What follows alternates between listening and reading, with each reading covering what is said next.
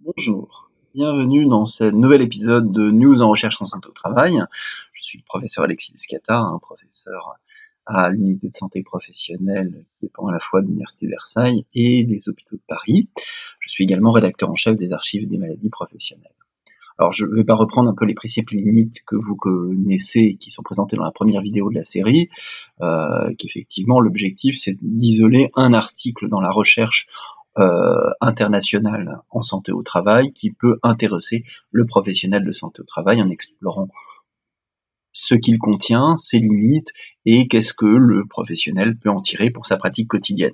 C'est sûr que c'est une vision personnelle et que, outre le fait que j'ai des conflits d'intérêts puisque je suis rédacteur en chef des archives et des maladies professionnelles, je ne peux pas mettre à disposition l'ensemble de l'article. Alors, première semaine, la semaine 35, là aujourd'hui, alors je m'étais trompé un petit peu sur le comptage des numéros des numéros de semaine, donc maintenant nous sommes, c'est ça que vous verrez qu'il y a 2 semaines 35 dans les vidéos. On a un peu plus de 700 hits cette semaine qui ont été regardés et travaillés par nos soins. Et puis j'ai sélectionné un article assez intéressant sur une question fréquente en milieu de travail, c'est combien de temps doit-on laisser les travailleurs debout, sans bouger, notamment quand ils commencent à avoir des gènes, des plaintes.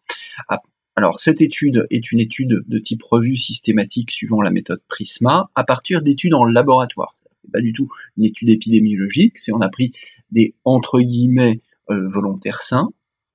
Cette équipe, à la fois dont le premier auteur est hollandais et les autres auteurs sont australiens, ont essayé, à partir d'une recherche, une revue systématique classique, d'identifier l'ensemble des études faites en laboratoire, c'est-à-dire où on a été mesuré précisément à la fois les symptômes, le temps, et de voir à partir de combien de temps les symptômes apparaissaient, à la fois sur le plan des membres supérieurs, des membres inférieurs et du dos.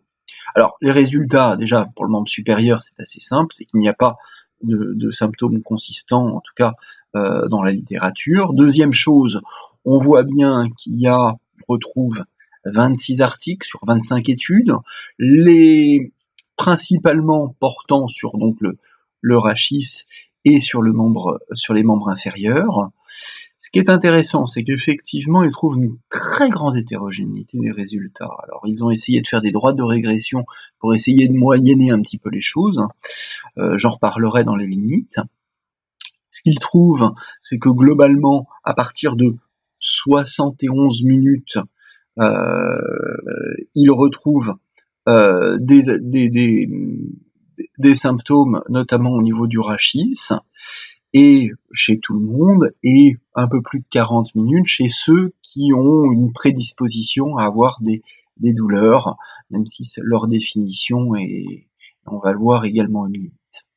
Ce qui est intéressant, c'est qu'il regarde un petit peu les raisons pour lesquelles, évoquées par les auteurs dans les études de laboratoire, et il retrouve principalement des raisons de stase veineuse pour le membre inférieur ou des histoires de posture pour le rachis. Alors, en effet, et on l'a vu, donc les auteurs concluent maintenant que pour essayer d'éliminer ces symptômes gênants chez les travailleurs, ils peuvent proposer un seuil de 40 minutes, semble logique, en tout cas adapté à leurs résultats pour empêcher la survenue de symptômes gênants parmi les différentes études qu'ils ont étudiées, en précisant bien que des études, cette fois-ci d'intervention en milieu réel, seront nécessaires pour confirmer ces résultats, et notamment les mécanismes de douleur sous-jacents.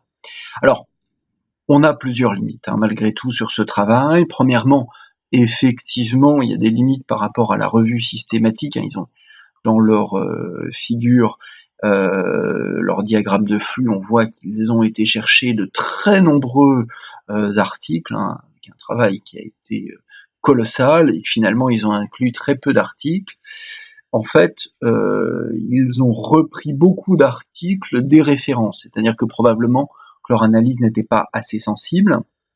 Deuxièmement, se pose la question effectivement toujours des phénomènes dit d'expérimentation, c'est-à-dire que les travailleurs, les volontaires entre guillemets sains qui participent sont-ils représentatifs de travailleurs, ce qu'ils appellent les gens susceptibles de développer des douleurs, qu'en est-il? Est-ce que c'est simplement des gens qui rapportent ce genre de choses, un profil étudié, ou est-ce que ça correspond à des travailleurs usés ou qui ont des comorbidités vasculaires, rachidiennes associées, qui est ce que l'on peut voir en milieu réel en France ou d'ailleurs ailleurs?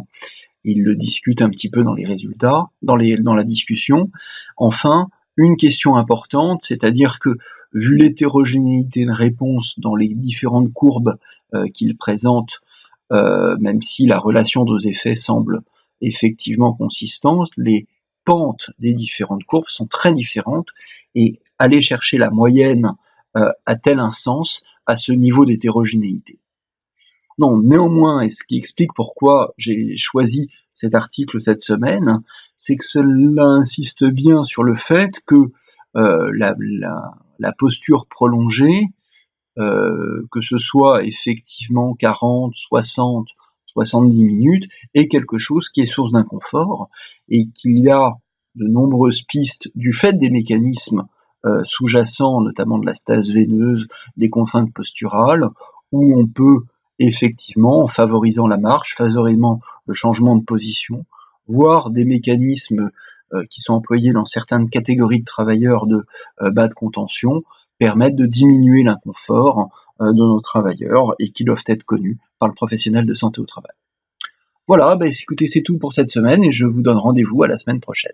Au revoir.